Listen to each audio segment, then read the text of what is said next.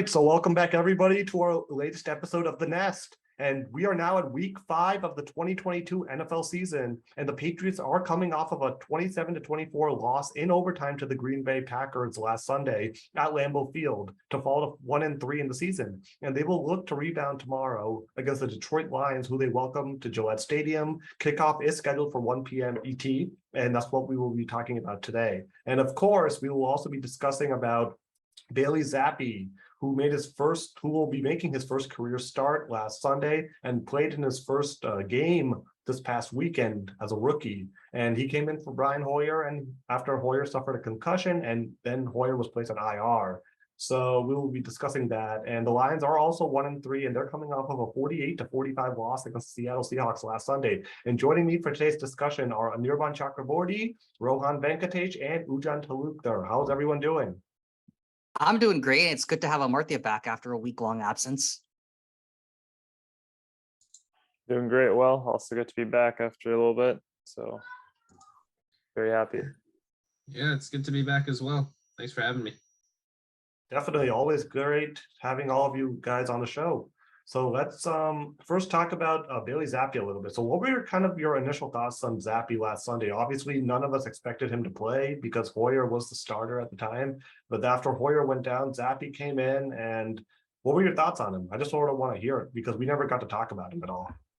I must say, my expectations were pretty much as close to the bottom as it could get.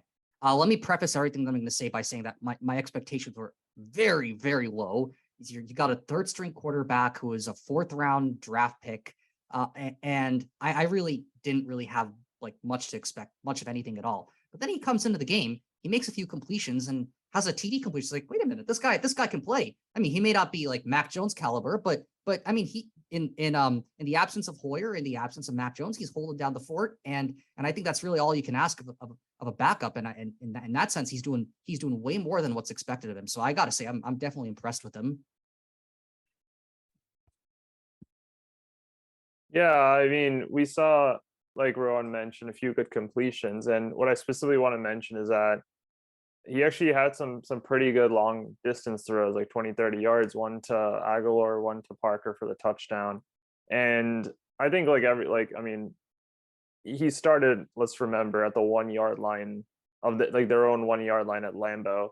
So understandably, I think it took him some time to settle. Like his first couple of throws were thrown really kind of low. So it was hard for Ramondre Stevenson, Nelson Aguilar to catch them, but it seemed like he definitely grew into the game. And I think what we need to remember in terms of his play is that, the Patriots at this point are a team that really manage their rookie quarterback games. I mean, how many games did it take last year for Mac Jones to be given more responsibility? And then this is Bailey Zappe, who really wasn't in their plans to be a starter. So considering that, I think he was given probably a pretty limited set of responsibilities by Bill Belichick and the coaching staff. And I think overall, he pretty much did all we could have reasonably asked him to do. I would say that he played well. I was pleasantly surprised by his play. Considering, like Anirban mentioned, he started like with his back near his end zone, right? So of course, the first few play calls are just going to be running plays so that he can at least have a little bit more room to perhaps throw the ball. I do feel like for the touchdown, y'all might think I'm nitpicking on this one, but I feel like the arcs of his passes are quite high.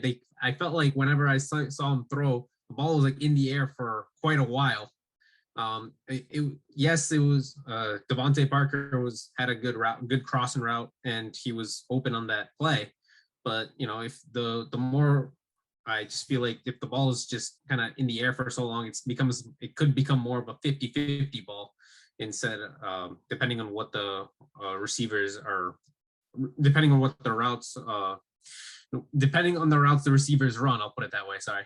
So, but I think the other thing I will say is in the build up to the Green Bay game, Bailey Zappe actually had 50% of the reps, which I found very interesting. So it makes me think that Belichick and all probably had plans to play Zappe like later on in the game, depending on how Hoyer did. I mean, I'm sure they didn't envision Hoyer getting hurt in the first quarter, right?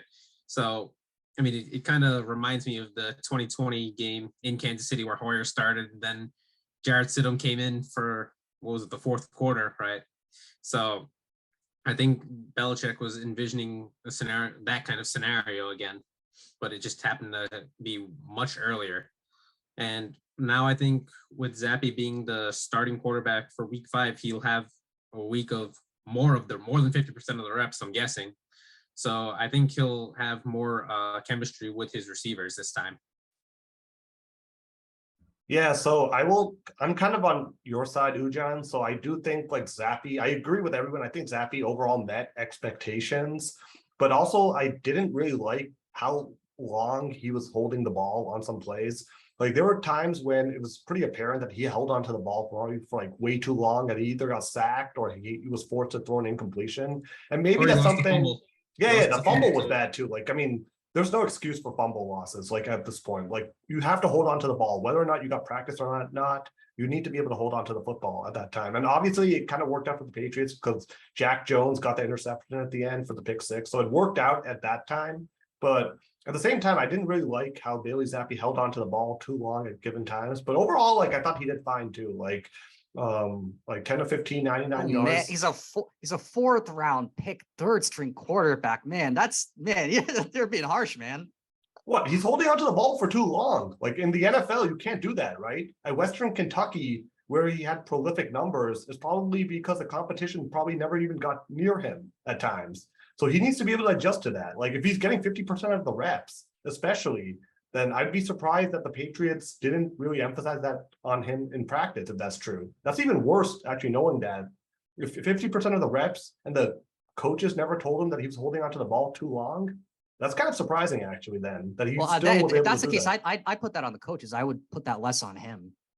That's probably more on the coaches. Yeah, but that's something that needs to be addressed, right? But still, like, I mean, holding onto the ball too long, like, come on, like in a given game situation, you're not going to have like 10, 15 seconds to like throw a pass, right? You need to be quicker to get it out. Yeah, I mean, the fact is, the reality is the coaches were probably spending the majority of their attention on Brian Hoyer and Mac Jones. Like, I don't think, like, prior to this week, Bailey Zappe's ability to stay in the pocket for too long was on the top 5 priorities of Belichick or Patricia or Judge, right? Like, I mean, why would they care? So, but again, I mean, I think Bailey Zappe did grow into the game. Like he kind of had his trial by fire to start. I mean, you could say the same point about how his throws were kind of like angled really down to start, and then by the end of it, he was throwing a little lofted passes. I do want to mention it, Ujan's comment, that it is true that he threw a little higher up. But if you look at that play again, I mean, the Packers were playing zone coverage, and there were actually people like right below Devontae Parker's area. So you kind of had to throw it a little higher there, or else you're going to risk getting picked off. And similarly to Nelson Aguilar's play too, because the Packers are playing a lot of zone coverage. And I think the way to play zone coverage, you have to make sure you get the elevation, or it's never going to get to Devontae Parker. So I think do see that. Yes. Yeah. So go ahead, Ujan. I was going to say that Green Bay, their defensive coordinator loves to play zone defense, and that was very obvious in the week 1 game against Minnesota. It's part of the reason why Justin Jefferson pretty much ran over the entire Green Bay defense in that week 1 game. So I think that, I mean, I'm not saying it's a bad thing overall. I'm just saying that, I just felt like I saw it so many times, and maybe it was good for against the Green Bay defense, but against the Detroit defense, it might not be the best idea, if that makes sense. The Detroit defense is like one of the worst in the league. So I would actually make the exact opposite case that if he could recently hold up against Green Bay's defense, I think if there is a good time, I mean, there's never a good time to have to bring in your 3rd string quarterback, but if there is a least bad time to have that happen to you, it's probably in a week like this one where you're facing a bottom ranked defense. That's not to say it's going to be a walk in the park, but I think this is going to be a good opportunity to kind of gradually introduce Zappe into the game and maybe have him complete some more passes. And that'll get his confidence up, and maybe progressively you can have him try like harder passes, quicker passes that are deep downfield. I would say that this is probably it might paradoxically be an opportunity for the Patriots to really develop this third string quarterback, and you never know what the future is going to hold, and for all you know, he could potentially develop into a great quarterback in the future. Of course, Mac Jones is still he's still our guy. He's still once he gets better, but in the meantime, I think this is not it's not such a bad approach to develop him slowly this way, and this is kind of a way to kind of to ease him into the game.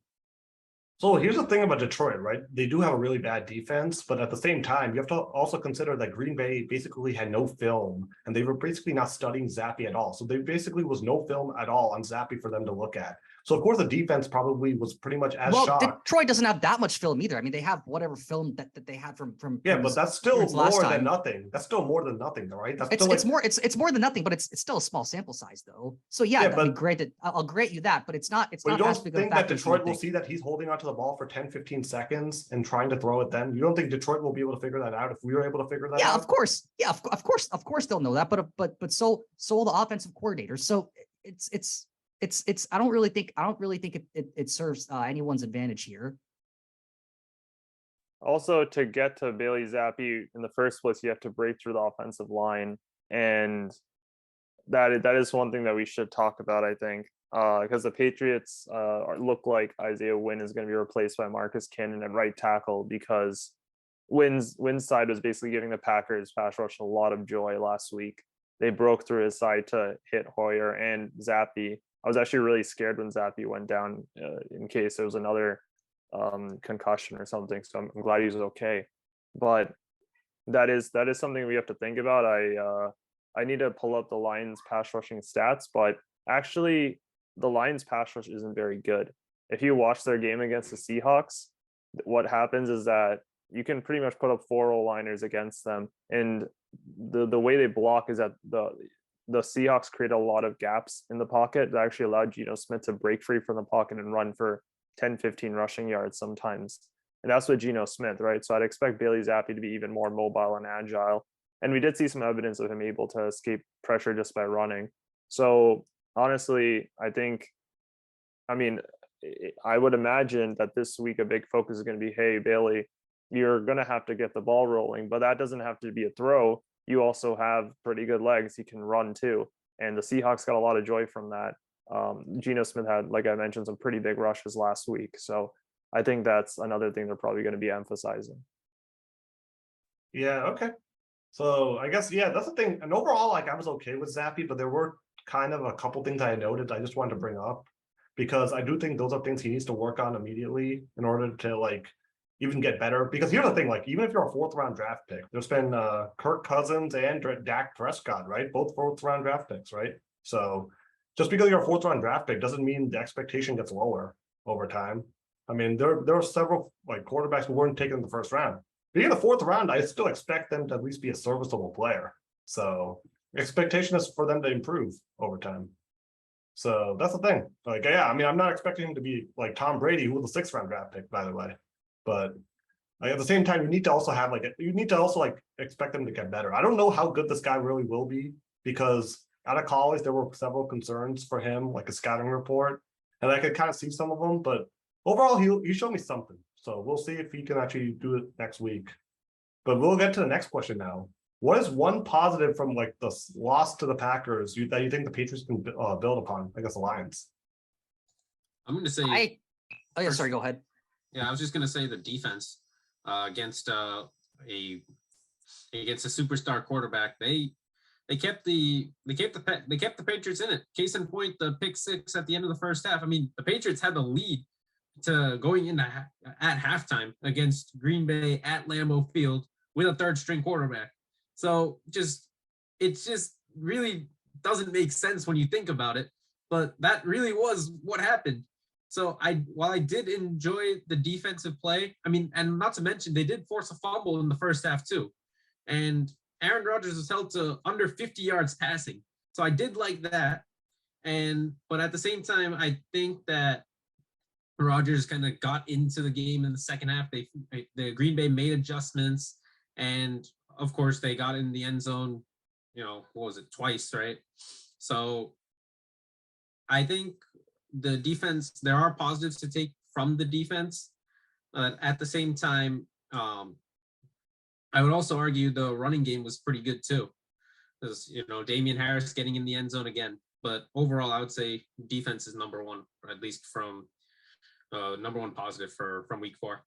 Yeah, I agree with the running game, and I think the defense too, but I'm more emphasizing the running game because Damian Harris had 18 carries for 86 yards and a touchdown. Ramondre Stevenson had 14 carries for 66 yards, and the running game at this point is the strength for this Patriots offense. So I'm expecting that going at least into this week too, because the Lions have a really bad run defense. They're actually 30th ranked with 165.5 yards on the ground. And they also just allowed Seahawks running back Rashad Penny to have 17 carries for 151 yards and 2 touchdowns. I think they might even be dead last if you No, count it's it as 30th. yards per carry. Yeah, that's possible. Yeah, yards per carry, but they're 30th in the league. So there are 2 worse teams statistically in terms of run defense. But also, yeah, for Rashad Penny, that was basically his best performance of the season. Going into that game, he had 141 yards in his first 3 games. So he had 151 yards in the last game alone with his first 2 touchdowns of the season. So I'm expecting big games from Harris and Stevenson this time, but probably Zappe having short passes, managing the game. That's sort of how I'm expecting it. So that's basically one positive. Just keep on building a run game. And I think you can basically score against this Detroit defense that way.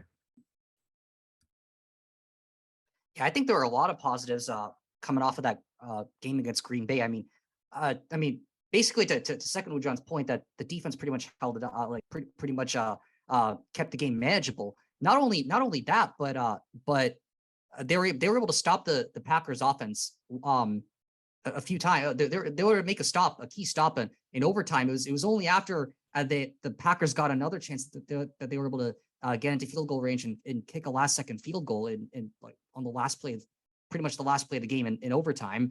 But I mean, there are many others, like lots. I mean, obviously the other big play was like the Jack Jones pick 6 off of Aaron Rodgers. I mean, just containing Aaron Rodgers and being able to do that to him is pretty much a feat in and of itself. But also, I mean, Matthew Judon, I mean, making a sack. I mean, he's got sacks in all the first 4 games of the season. That's kind of a quirky thing there, but it's noteworthy. And I mean, I definitely got to say, I mean, even though we've been critical of Bailey Zappe, I think he did a pretty good job in coming as a 3rd string quarterback and keeping things close for as long as he did. Obviously, I wish that it didn't end the way it did, but that's really all you can ask for when all the stuff has happened to you and you're playing against a team like the Packers. And I think that's it was last week's effort was a noble one. It just wasn't enough though.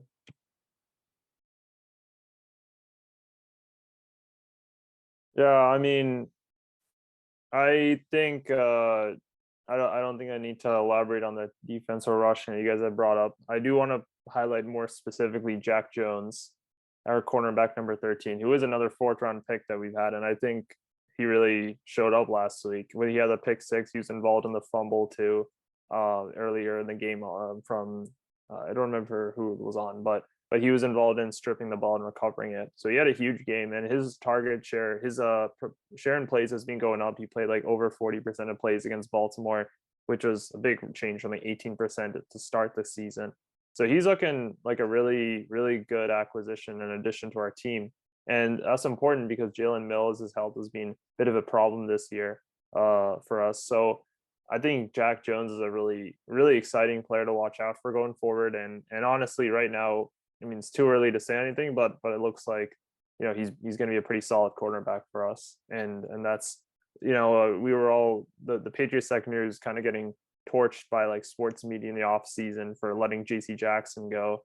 And I think it's proven to be a pretty good unit so far. Okay, so leading to the next question then, like, what is one thing from last Sunday that the Patriots need to work on tomorrow? And I'll actually go first because I'm a little bit more critical of the defense. I think the defense was really good, but at the same time, here's the thing though, Green Bay's offense at the end of the day is not very good. That's just what it is now. There's no more Devontae Adams on this team, right? So this isn't the same Packers offense from before. And I do think the Patriots defense did a great job overall, but you're going to have to get off the field more often. Right after you score a touchdown, you cannot allow Green Bay to march down the field and answer you immediately, right? you need to get stops more often going forward, especially against this Detroit team going forward. You're going to need to get off the field more. You're going to have to really emphasize on third down. There were several third downs where you allowed Aaron Rodgers to convert on 3rd and 9, 3rd and 10, most notably right after halftime when he completed that pass to Lazard. Now, look, Aaron Rodgers is a great quarterback, but at the same time, you need to also get off the field more. Look, the defense did a good job. So I am a little bit more, I do give them credit here because I think they played a great game or a good game, not great game, but they played a good game. But the state of the offense now, you're going to, like, if you get points nowadays, you're going to need the defense to hold up its end of the bargain and basically get a stop and get the ball back from momentum. You can't just play score. You can't do that anymore. You don't have Tom Brady. You don't have enough of an offense to keep up with that. So that's where the defense is going to need to get better going forward. They need to force more punts going forward, especially against this Detroit team tomorrow, which is lighting up the scoreboard, because Detroit's offense is really better than Green Bay's offense by a lot at this point.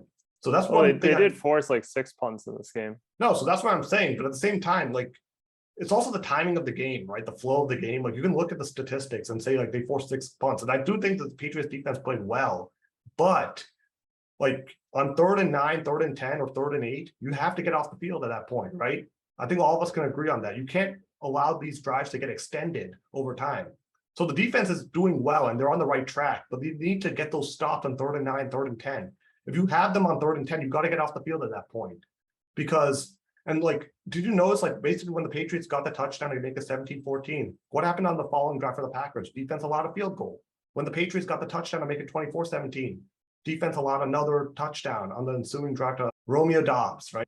Those are the drives I'm really kind of critical of, because your offense isn't good enough to just play score, like keeping up with score the way like Buffalo can or Kansas City.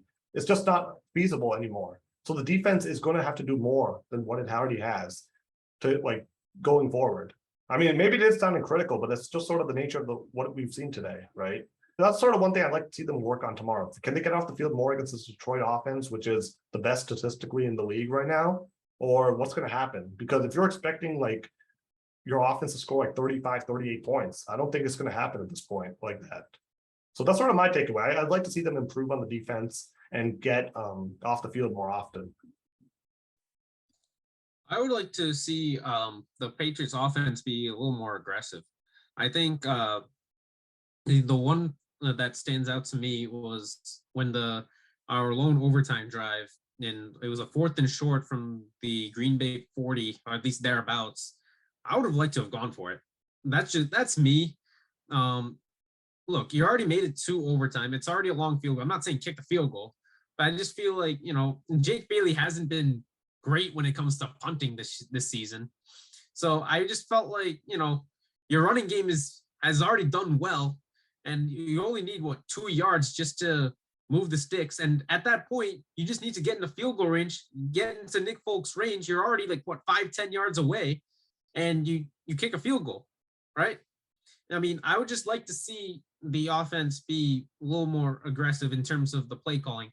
I mean, you see Baltimore do 4th and 1 in their own territory just to salt away games. I mean, I'm not saying New England's offense is the same level as Baltimore's. Let me get that in there.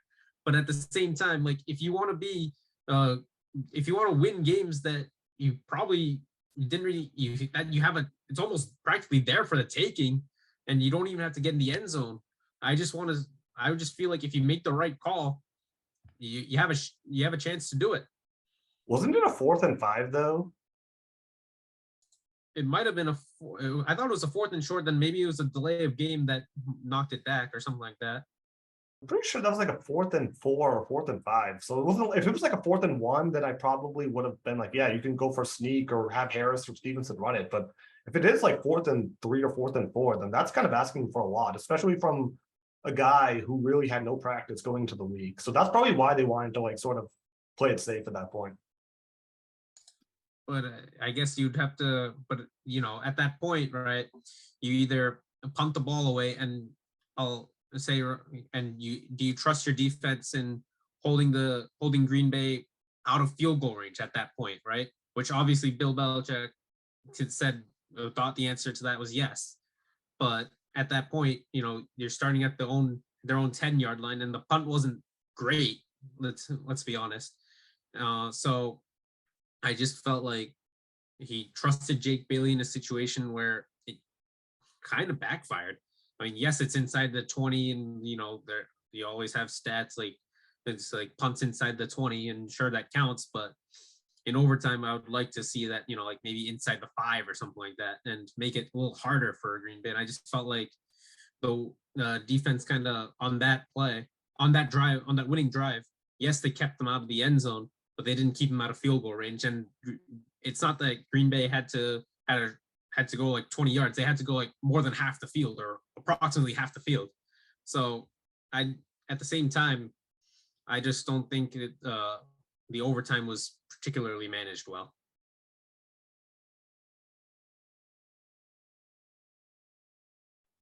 Yeah, I agree with that. And I think the point people appreciate is that we got 3 yards on that crucial drive.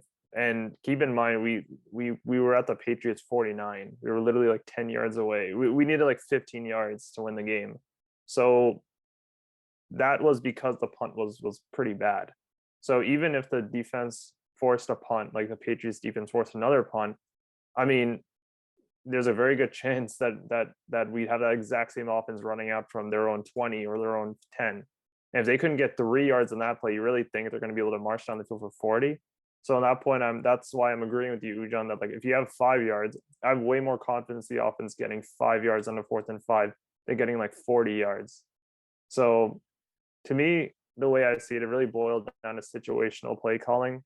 That overall, the game was managed pretty well from a coaching standpoint. But then when you boil it down to a few really clutch situations, whether it was a 4th and 1 earlier in the game, where it's just the reality now that in the NFL, 4th and 1 is gone for more often than not. If basically when you're past your own 40, like that's just a fact. So that's one play. And then of course like the 4th and 5, and honestly how the whole situation was managed on those entire set of downs, like I don't think it was the right decision to do the exact same run play like twice in a row. I think they could have at least done a play action or at least pretended to pass the ball. So for me, that's a problem. Like that's what I'm hoping to see them improve on. Like the overall game, I think I can't really complain too much about the coaching decisions, but it really boils down to those individual plays which really end up deciding the game. And that's, we talk about clutch. Like to me, that's clutch. Like we should evaluate coaching by that same metric, right? I mean, last season we were talking about the Patriots defense allowing yardage to the Cowboys and the Buccaneers in overtime as like that one clutch play. So we should hold coaches to that same standard too. When you're designing a play with a game on the line, 4th and 5, you better get it right, or else you're not clutch, right? You can blame the players all you want, but you have to, it goes both ways, the players and the coaches. So I think that's what we need to see against the Lions. I want to see more aggressive plays on 4th down, and I want to see better management in those critical game time set of downs.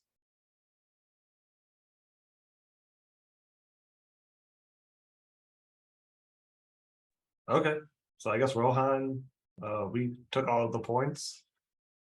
Pretty much. Okay, all right, sounds good. Okay, so I'll start with you then. Which players on the Lions offense worry you the most for tomorrow? I don't know. I'm gonna look. I could have gone with Jared Goff, but that probably would have been the most obvious choice. But I mean, he's up there. He's up there. But I gotta go with Josh Reynolds though. I mean, he's been a target several times, and he has a pretty high completion rate as well.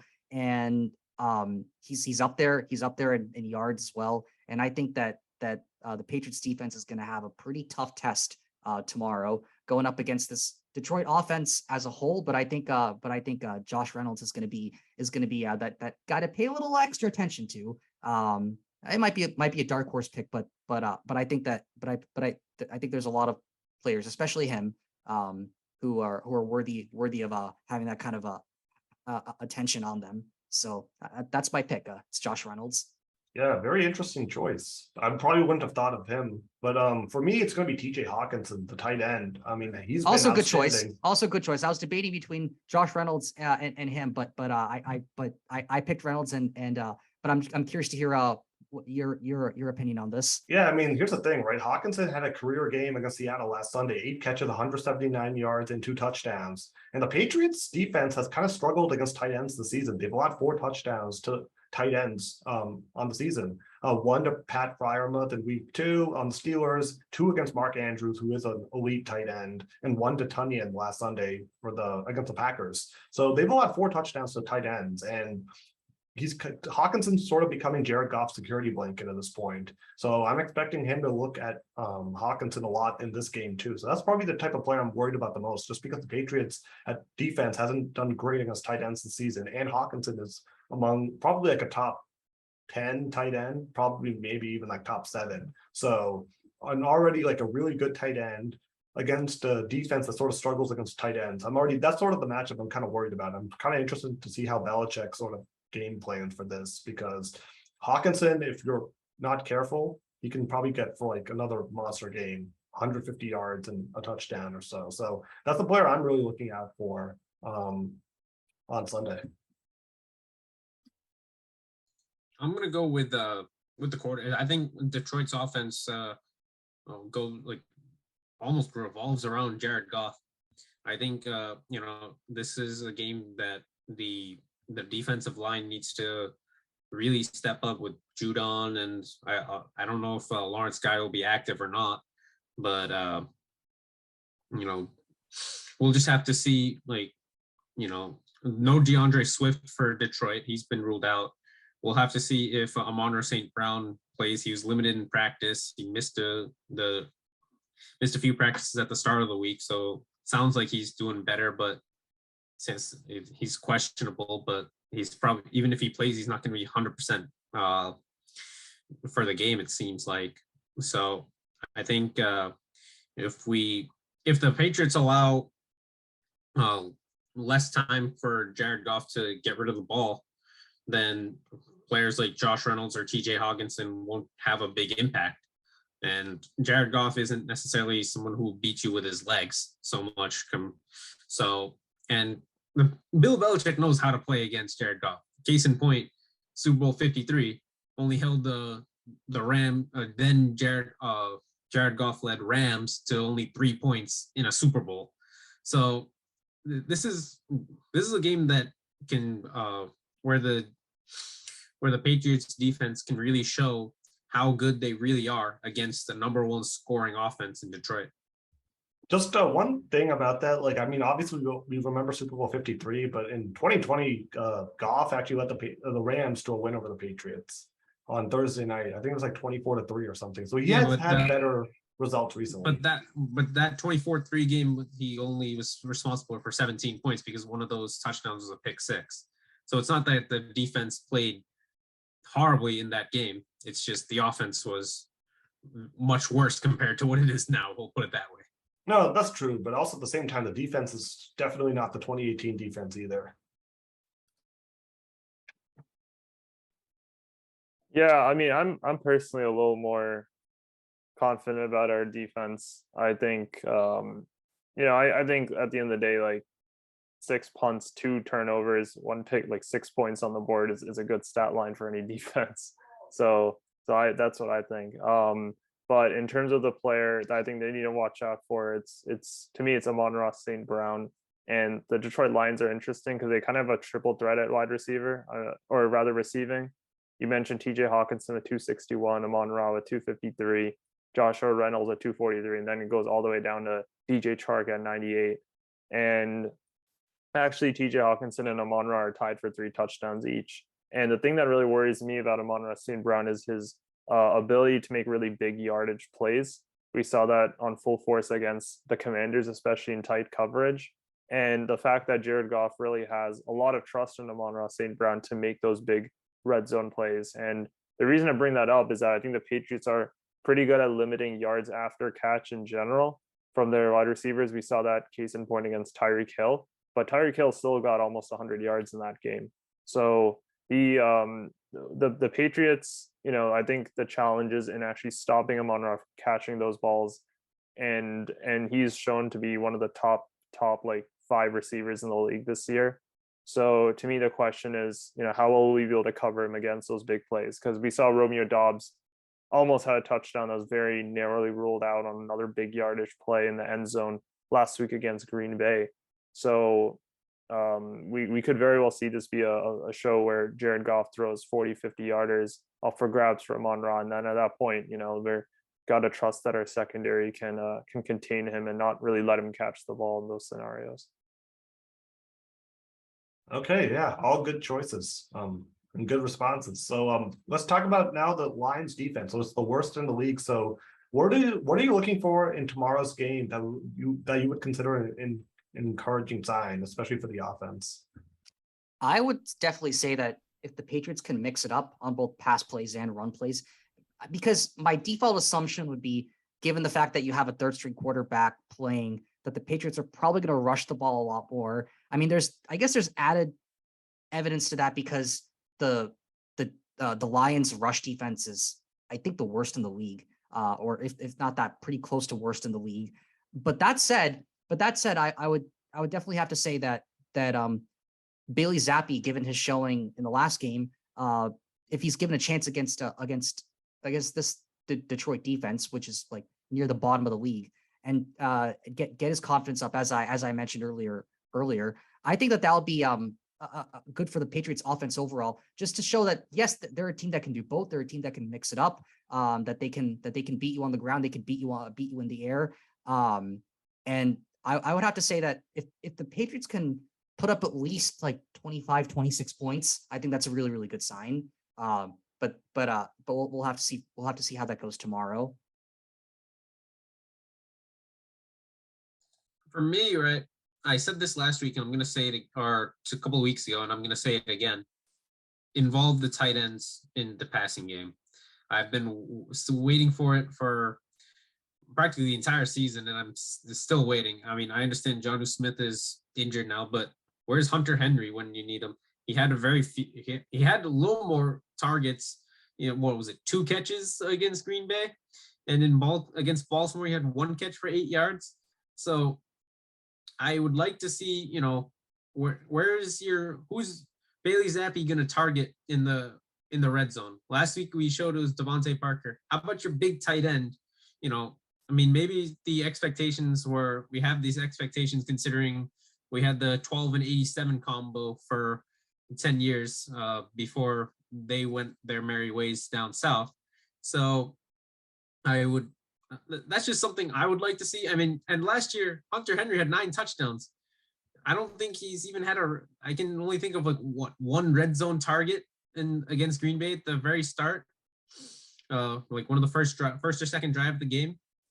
So I just think that targeting Hunter Henry can be great for New England against the last ranked Detroit defense. Yeah, I agree that, I mean, tight ends been disappointing for us. We know Jonnu Smith's been having some fitness challenges too this season. And it's hard for me to really put a finger on that because last year, like you mentioned, Mac and Henry had a really good red zone connection. I am thinking that little Jordan Humphreys inclusion has been kind of interesting this season. He elevated to the team really after Ty Montgomery went on IR, and he had 1 or 2 catches. Wasn't as involved in the Packers game, but he's been taking up a lot of the snap share. So I wonder if the team envisions him playing an N'Keal Harry kind of role of blocking, except hopefully Lil Jordan can actually put up some receiving numbers with that too. In terms of, I guess, what I'm expecting to see, Mac had around, like, I think the way to actually look at that is to look back at Mac's earlier games to start his career in the Patriots. And when you look at that, I mean, 281 yards against Miami, 186 against the Jets, 270 against the New Orleans. So I could see Bailey Zappe actually throwing probably up to like 200 plus. I mean, well, like it depends on the expectations, but he's still going to be throwing the ball a good amount.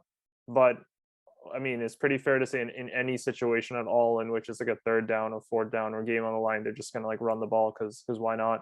But it's really hard for us to predict right now because it does depend on the game script. The Patriots might very well just begin running the ball, and if the Lions can't stop them, they'll just do that the whole game because why not? So I think to me it really depends on the way the game starts, and Belichick's probably just going to choose whichever one is working in the moment. So whether that's passing or rushing. Yeah, I'd say probably the ability to drive down the field and finish the drive with points is probably going to be like the most encouraging thing. I guess the Ravens, they actually were moving the ball pretty well, like for the whole game, but it was just like for sometimes they just made mistakes that basically cost them points. Like Mac Jones had that end zone interception, even though Devontae Parker probably deserves some blame for that too, for how that turned out. But I think just kind of going down the field against this bad defense, this Lions defense, and really trying to score as much as you can, because I think it's going to be like a semi-high scoring game tomorrow. So that's sort of going to be the thing I really care about the most. Like, can this team sort of sustain drives and get points out of it? That would be an encouraging sign, especially with Zappe. And I also just want to say one thing. You're not a third string quarterback anymore, Bailey Zappe. You're not the starting quarterback. So that's the mindset you have to take for this game. You were a third string quarterback to begin the season, but you're not a third string quarterback anymore. Now the only thing that matters is what you do from this point onward. So that's one thing I also want to emphasize, because from next week onward, I'm not going to view him as a third string quarterback anymore. So obviously I'll have tempered expectations for him, but I'm not going to use the excuse that he's a third string quarterback and a rookie and all that stuff going forward. I expect him to improve over time. So that's the expectation you have. Once you play, this is your chance to really show what you have, right? So that's one thing I'm going to do. I'm not going to refer to him as a third string quarterback anymore. I'm going to refer to him as the starting quarterback of the Patriots, because that's what he is at this point. So that's how we all have to view him from this point onwards. We can't like temper expectations too much. We need to at least have some sort of accountability here. So that's one thing I just want to sort of put out here. Because I've been hearing the third string quarterback. Yeah, he is a third string quarterback. He started the season, but at the same time, like at some point, you have an opportunity now on your plate to start and lead this team. So what can you do with that?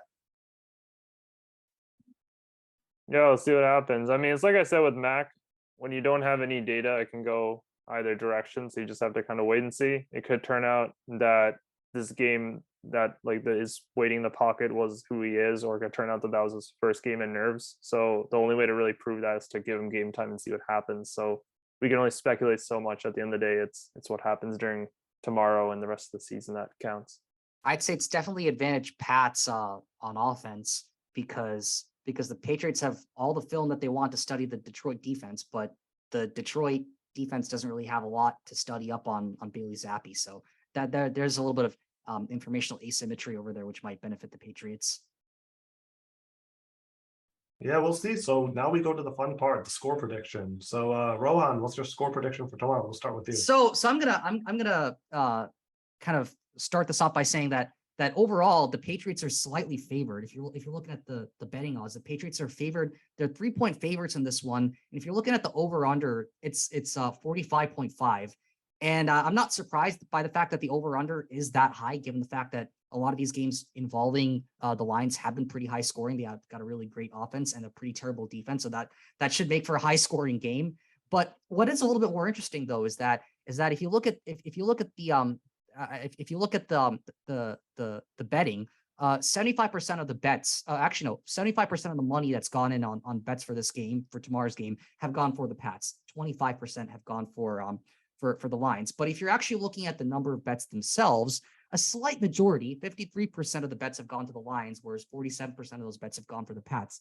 So I guess that what that tells you is that even though more bets are being placed on the Lions, more money is being put on the Patriots. So I guess with the Patriots, you have fewer bets but bigger bets. But given all that, though, I think I would have to say that this has got to be a really, really high scoring game. I think it's going to be a really, really high scoring game.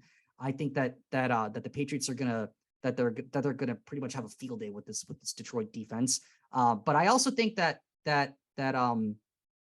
our defense is going to be tested and they're going to be stretched. And I think that there's a good chance that Detroit's going to put up a crooked number as well on their end on offense.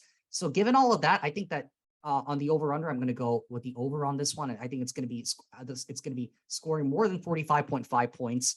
And in terms of Pats being 3-point favorites, I think that I'm going to go with something tighter than that. I'm going 31-30 Patriots on this one. So that puts me at 61 on the points total. But I have the Patriots winning by a much more narrow margin. I think it's going to come down to something really weird at the end, some really weird play at the end.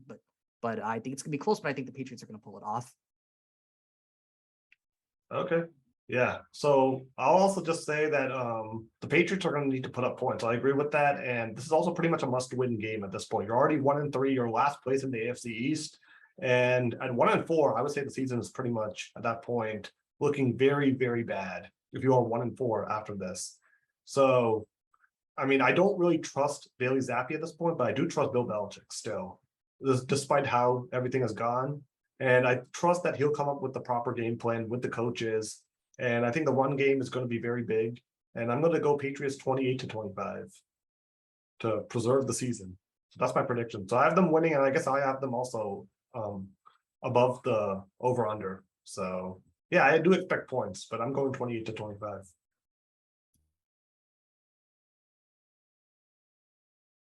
Yeah, I'm also predicting a tighter game. But I mean, the Packers scored 27 on us, Ravens scored 37. I think we could see a pretty big slugfest here. And depending on how bad the Detroit Lions defense plays, I think we could break the 30-point margin for us too. So I'm probably gonna say it's gonna be a pretty high scoring affair of, let's go with maybe 35-31. Patriots win. Yeah, I'm gonna have a little bit of fun with this one. I do believe that the Patriots will get in. I mean, the Patriots offense have showed that, like, when the right plays are called, they can march down the field and get in the end zone. So, and usually those come down to, you know, points off turnovers, or there are a few instances where they have the long drives, like 15 plays, 92 yards in the week 1 loss. So I do believe that, I mean, even if they kind of stall out like in field goal range, like that's still points on the board, which is better than punting the ball, right? And not getting any points to show for it. So I'm going to say it's going to be 34-28 in overtime. The Patriots win it.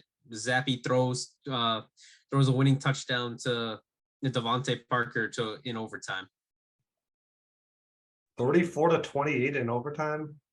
Sounds kind of like a Super Bowl 51. Oh yeah, that's I mean, that one was a running play, but this time it will be a passing play in the So end will the zone. Lions also be up 28-3 or something? I don't think we can. They could, but I don't think that'll happen in Gillette Stadium. Okay, sounds good. So yeah, that's our show for this week. So all of us are predicting a Patriot bounce back, and hopefully they win their second game of the season tomorrow.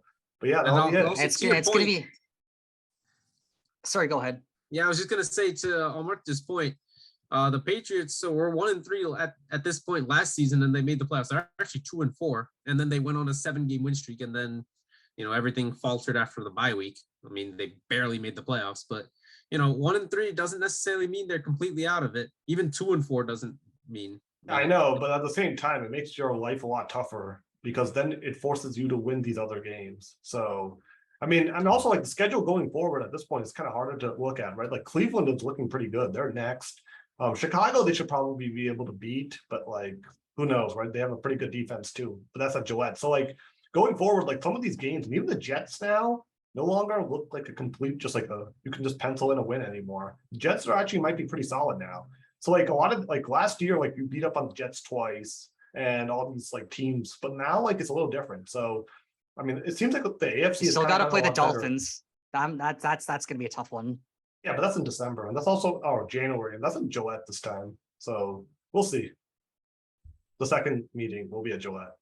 So we'll see. I don't know. I mean, yeah, I mean, I would say this is a must win. Like, obviously, yeah, you can come back from 1-4, but it's not fun. And it will be a lot more stressful going forward. So we'll see what happens on Sunday. Until then, enjoy the rest of your weekend, everyone. And we'll be back again next weekend to discuss this game and also preview the matchup against the Cleveland Browns. There's a lot going on this week. The NHL drops the puck on this week, so go Bruins.